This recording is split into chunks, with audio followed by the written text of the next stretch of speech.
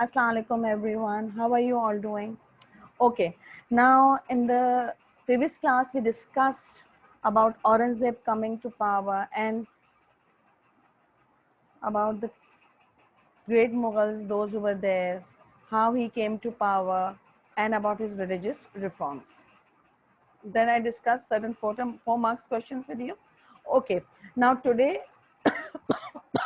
I'm going to discuss about the decline of the Mughal Empire, that what were the reasons behind the decline of the Mughal Empire. Now, when you talk about decline of the Mughal Empire, first of all, his religious policies played a major role in the decline of the Mughal Empire. Here, his religious policies. Okay, one. Second, you talk about the weak rulers. We never got good, competent leaders after Aurangzeb. Then his expansion policy. He expanded the empire so much that he was not able to rule properly, to cater to the needs of the people. Then you talk his administration became weak. How? Now, obviously, when the empire was expanded so much, he was not available. So, definitely, the administration will be affected. Now, what used to happen that in those days, any issue, any problem would come, they would go to the king to solve the problem. Now, the king is not available, he's away. If, for example, you take X and Y, they had a fight. Okay. Now, when two people had a fight and they go to the king to have a solution to the problem. Now, when they go there, he is not available. So the other person would listen to their problem, would go to the king, tell him the problem, he will give the solution and he will come back and he will tell you the solution. Now it would take good time. A lot of time was consumed in doing this. And when this all was happening, the two people who had fought with each other, they found the solution and they handled their own situation.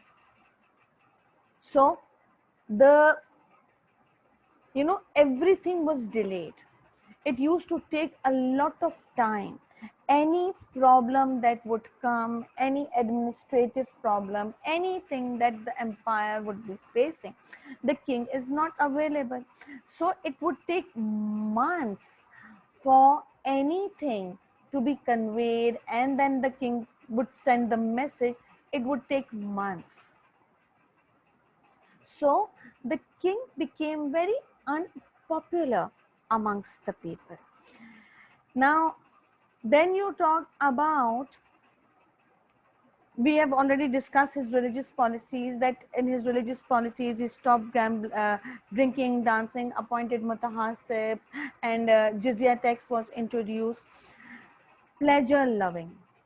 This played also a very important role. At one time, there would be 100 courses of meal. A lot of money was wasted. When you talk about wars, a lot of money was spent on buying weapons.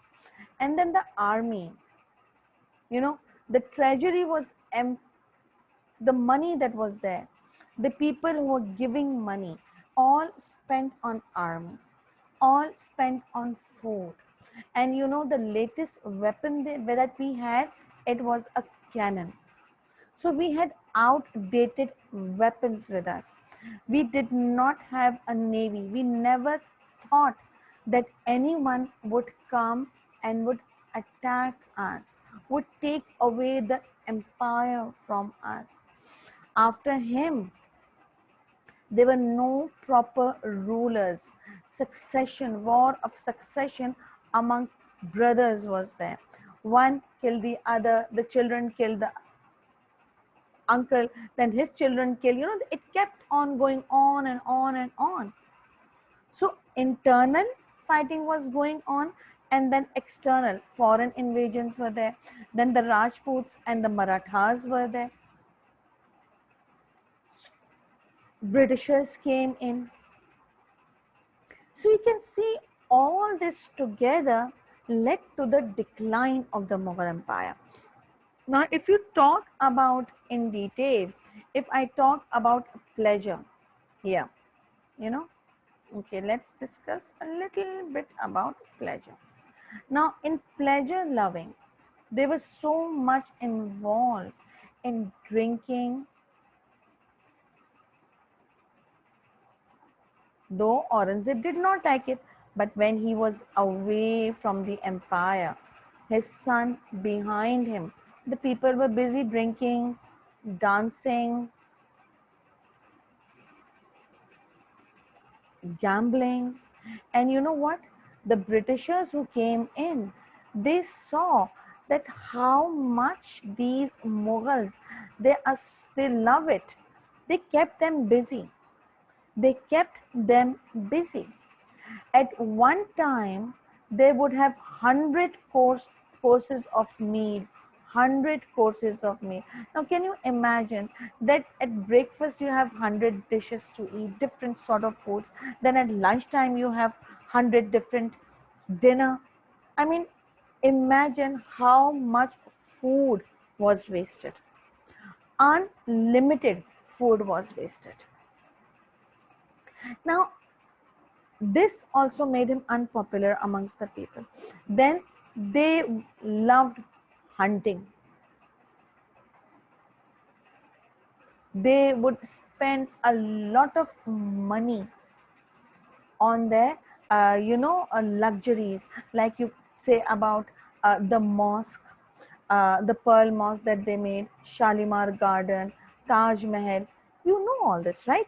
And these things were very costly. It was not just that a little amount was invested on it. From where were they getting this money? Obviously, the people.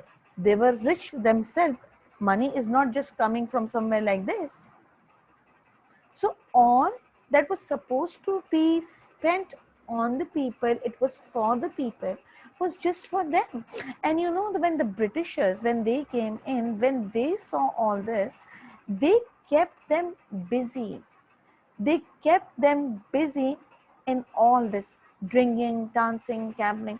And what they were doing, they were giving them tax for the work they were doing for trading. They were giving them money, and they knew that a small amount of money given to them and just keep them busy. Now, what these Britishers also did, that if you talk about two brothers, right, Mughals. Now there is one, the British is friend with this brother, the British is friend with this brother. You take X, you take Y. Now what they did not make them get along with each other. So they made them fight with each other also. And they kept them busy in drinking and dancing. And on the other hand, these Britishers, they got involved in politics outside. Now, when the peasants, when the landlords were suppressing so much, and they were taking so much money from the peasants and everyone, these people came out. They wanted to see the king. They wanted to meet the king, but the king was not there. So these Britishers, they came and they gave them, excuse me, a shoulder to cry on. Now, when they came, gave them a shoulder to cry on, they, would talk to them. They tried to solve their problems, and they said, we are going to come and talk to these people. These Britishers asked the Zamindar that about the documents, agrarian policy. From where did you get this land? Show us the documents, everything and on paper. But we did not have any answer to it. So people got impressed by them. And this Aurangzeb, when he was away for good 25 years, good 25 years, fighting the Deccan War, 25 years, 25 years. fighting the Deccan War with the Marathas. Now, if you talk about it, there, wait, the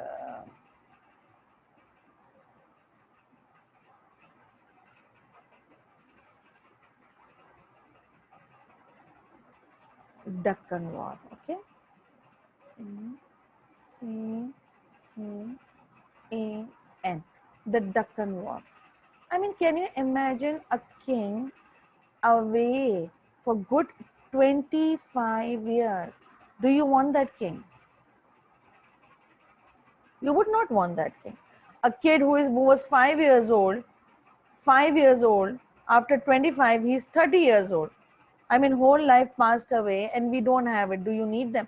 Now, if you look at the current condition of your country, how are your feelings after, especially after this rainfall? You look at the infrastructure, you look at the things that happen, the electricity, the drainage, everything. You, I mean, the feeling that you have for your government, who is not doing anything for you, though you are paying taxes, you are there, and this country belongs to you. But what have they done? They have just not done anything for your country. They're just taking things from you. Are you happy with the government? No. Do you like it? No. You've got ill feelings in your heart. And you see all the time these people fighting with each other. You switch on the television, and what do you see? One party blaming the other party. All the time we just see that. We have no respect for them. This is the same thing that happened. Where is the tax money going? The king is expanding the empire. What is he leaving behind? Any system? No. You're just putting a flag over there. You are going, just expanding everything. If this much area was ours as subcontinent, you kept on increasing the empire. You moved away. Did you leave anything for us? No system. Obviously, you will become unpopular. Then you don't have proper weapons. You're fighting. Internally, we are becoming weak because this succession problem is going on. Brothers fighting brothers for throne. Then you're spending so much money on pleasure. The way they used to dress up wearing so much gold, and they used to eat so much, waste so much food. When their elephants would come out on road, what was all that? Purely wastage, purely wastage. So he was becoming unpopular amongst the people. Why would we need someone like them? Then the tax money collected, who is going to look in it? Now, when the expansion policy came in, when he was expanding, he introduced Mansabdari system. Why? Because he needed someone to collect the taxes.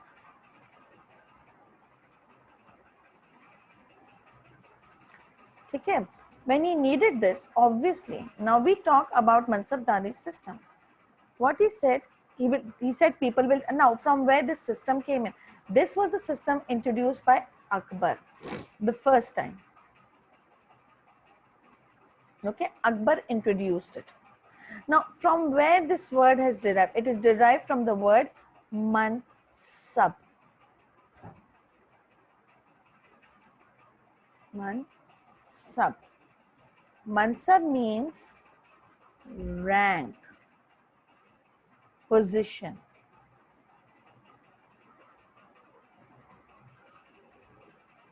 Means rank, position. Okay. This system introduced by Akbar to discipline the army.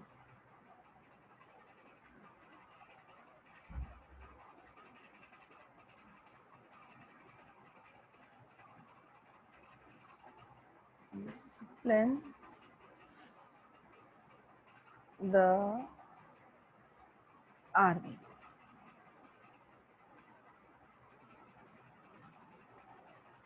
Now, Aurangzeb reintroduced this system. Aurangzeb reintroduced.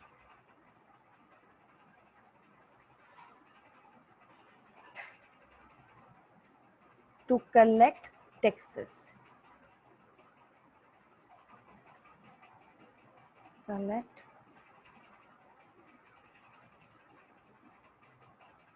Now, when he introduced this system to collect taxes, people were not happy with it. And there was no one to, people were giving taxes, some giving, some not giving. And then what happened? To collect taxes, now he appointed where these mansabdars? In the provinces. Now different provinces, different majority people, they said we will not give to this person, we will not, they were not happy with the mansabdars. So they were not ready to give the taxes to these people. Now when they were collecting these taxes, they were not giving the whole amount to the king, to the emperor, to the kingdom. Some they kept with themselves, some was given. Who is looking into it? These people, the mansabdars, they became corrupt. Because obviously there was no one to keep an eye on them, no one to question them. So this system also became one of the reasons of his decline. See, in a small area, you rule better. You keep on expanding. You add this area, you add this area, you add this area. And then what does it happen? Now you're not leaving any laws, any rules, any regulation. When you're not going to leave anything for people, when you're just expanding the area and not a proper system is followed, obviously this thing is going to break. The example I just gave you, look at your own country, look at your own leaders. They are not there for the people. And he was not there for the people. His children, they kept on fighting amongst each other for the throne. Weapons that were used. Now we did not have proper weapons, outdated. The latest weapon we had was a cannon. And these Marathas and the Rajput, they had. Now what Aurangzeb thought, he never thought that this empire would be taken away from us. The Mughals never thought. So they never had proper navy with them. Though during Usman Razi Allah Ta'ala's, Hazrat Usman Razi Allah Ta'ala Anhu's time, we had navy. It is not that the Britishers introduced navy to us. We had. But then we forgot everything. They thought that nothing can be taken away from us. It is not possible. So just getting up on the horses, using your sword, killing people and moving ahead. No war strategies, no proper methods, no techniques, nothing.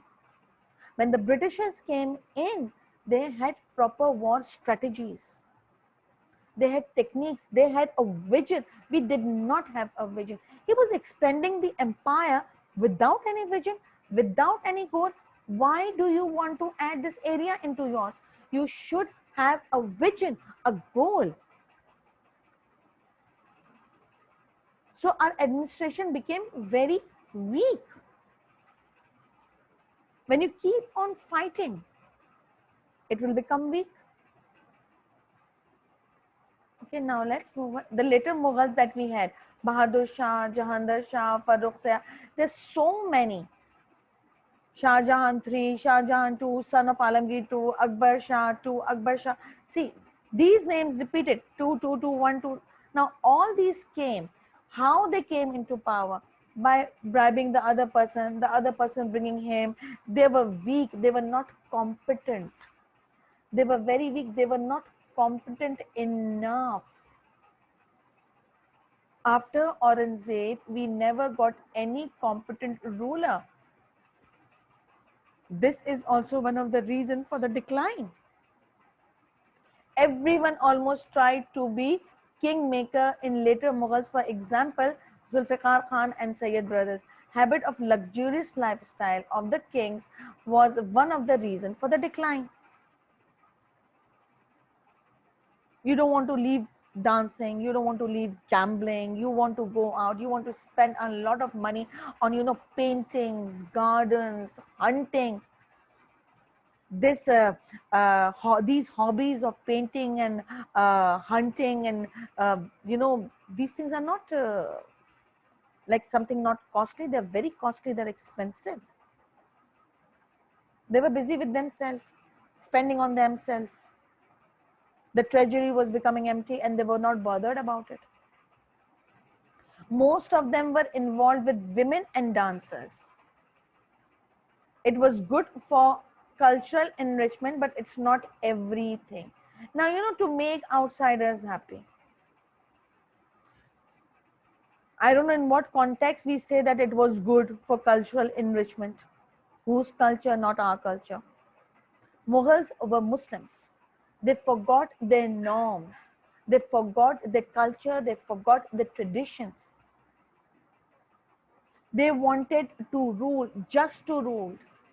Now, to rule at any cost. And when the other person gets to know about your weakness, they will make you and they will keep you busy in that. And then you lose power. The same thing we are doing right now.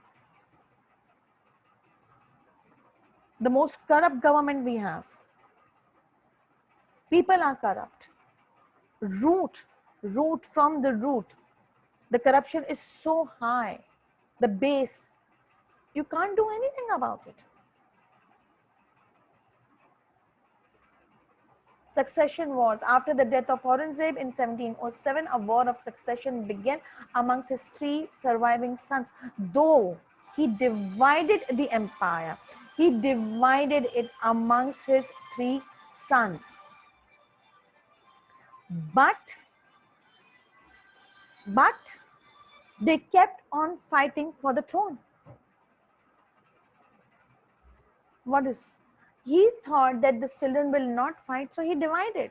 He did not want his children to fight like, the way he killed his own brothers and came to power. He did not want that. But it is possible that what you have done and your children are not going to do the same. They will do the same because this is what you taught them. The Mughal Empire was marked by the absence of law of succession to the throne. The result was that every Mughal prince considered himself to be equally fit to become a ruler. Whether you are competent or not, you think that you can rule. Like just a small example, if you take about Bhutto. Zulfikar Ali Bhutto, a great leader. But his sons were not competent enough to become good leaders. But the daughter was, Benazir. But what you see in Benazir's husband, Zardari, was he good? No. If we talk about the son, Bilawal, no. Zardari could have ruled better if he would have used his brain. If he would not be after the wealth, the money. What you want when you become a leader, when you become a ruler, why you want to become one is the main thing behind it. If you are just you want to become a king, you want to become a leader for money, then you will just get money, and this is what our leaders are doing. And this is what these rulers did. And because of them, we lost the subcontinent to the Britishers. Then the Rajputs. Was the policy of conflict by Aurangzeb with the Rajputs. Aurangzeb also forced the King Raja Jaswant Singh's family to surrender to him. With this, the Mughal Empire completely lost the support of the Rajputs. Now, for power, we lost their support. Then Rajput policy proved very disastrous for the Mughals as it made the Rajputs hostile and deprived Aurangzeb of the loyalty of the brave Rajputs. Just for power, you force them to submit, you force them to surrender, and then you lost the favor. Why do you want to do such things? Several years in conflict and suffered so much, a lot of money wasted on wars with the Rajputs, with the Marathas. See, Nader Shah carried with him the Kohinoor diamond. We lost it. Peacock throne of Shah Jahan. By plundering a big city like Delhi, he got enormous wealth. He took away this, Nader Shah. He took away the foreign invasion. See, these people came, these people took away the wealth. How come they came? They took away everything from us because we were busy fighting with each other.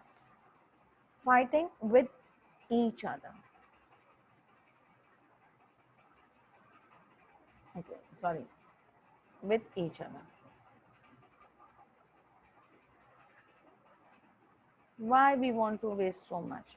Why we want to fight with each other all the time just for power? So obviously the others would come and they would take away. The reasons for his invasion to India, Ahmad Shah Abdali. The primary object of his invasion was to plunder India's wealth. The object of his invasion was to establish political supremacy in India. Both objectives were met through the raids, taking wealth and destroying the sacred places. You let people come, you let people take away, you show your weakness, and we lose. Still, the roots were so strong that it took 150 years after Aurangzeb's death for the whole empire to finish and the Britishers to take over. Can you imagine? It was not something so easily to be given away like that. Under Aurangzeb, the Mughal army and administration started to deteriorate, as I told you, because busy fighting away of Mansabdars became corrupt. The soldiers got more interested in the pleasantries of life rather than keeping themselves well trained. Now, why would they? Hence, when faced with the guerrillas tactics of Marathas, the army failed to cope. Most of them were trained in traditional warfare, no new techniques, no new war strategies. The long wars and construction of lavish monuments had left the treasury empty. You talk about these monuments. Bibi ka Maqbara, this is what? Which one is this?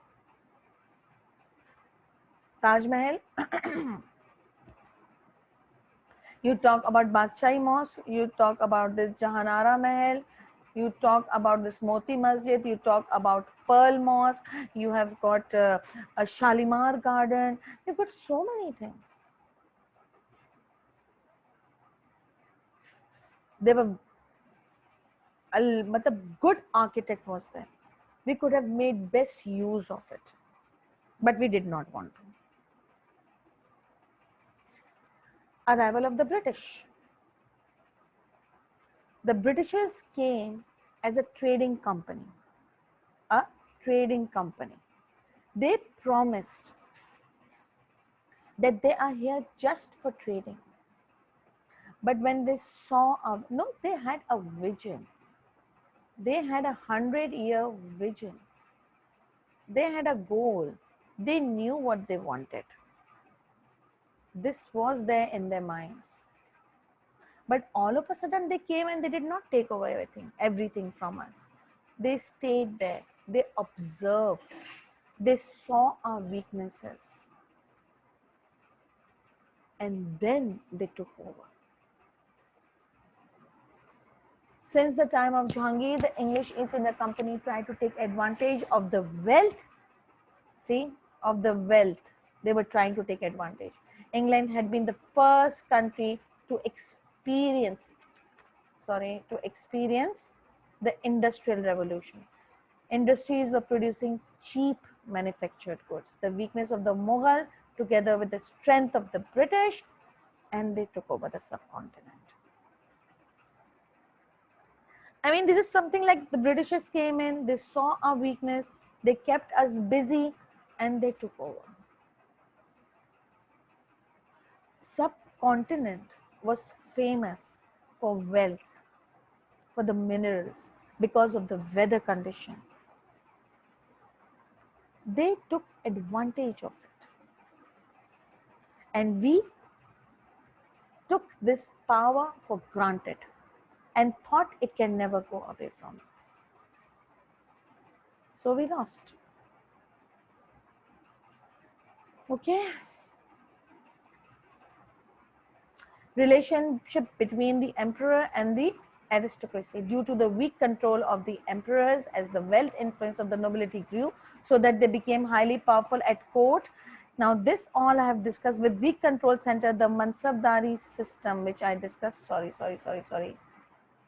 This pen. Okay.